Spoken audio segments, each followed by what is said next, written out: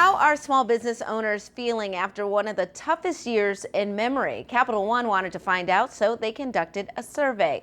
Zanoop Mahmood is here with the results. How are you? Hi, good morning.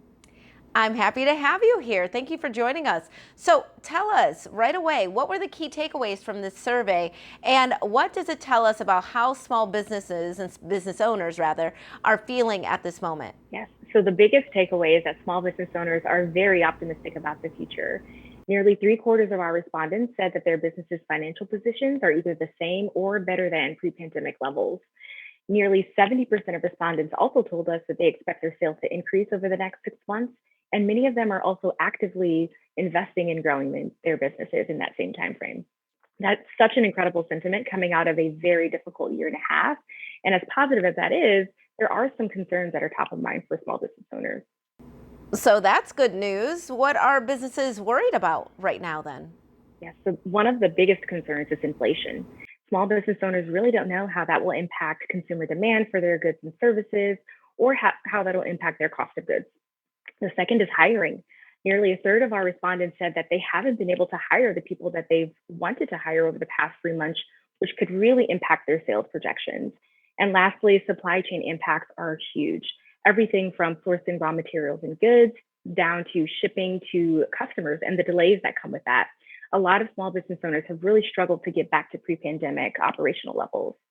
And how are local business owners feeling about the role they play or should be playing in addressing social justice issues as well? So our respondents were very split on this topic. 50% of our respondents said that small business owners really don't have a place in those conversations, whereas the other 50% believe that small business owners have a significant influence and should be quite vocal in their viewpoints.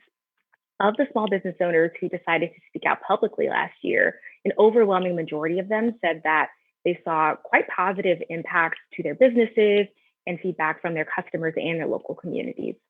Interesting. And tell us how Capital One is supporting small businesses during this time.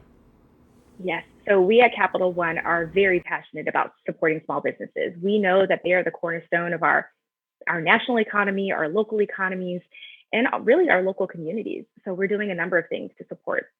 The first is we have an array of financial products, tools, and services right at everyone's disposal on CapitalOne.com. And all of these are specifically curated for small business owners.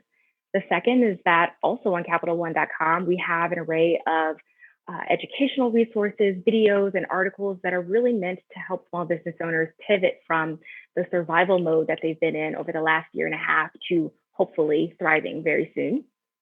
And lastly, we heavily support nonprofit organizations that have a specific focus on small businesses, as well as community development financial institutions to really help provide both educational and financial resources to small businesses. Well, it is great to hear that there is so much support available and out there right now. Thank you so much for joining us. We really appreciate it. And we will be right back with more Midday Maryland right after this. Stay tuned.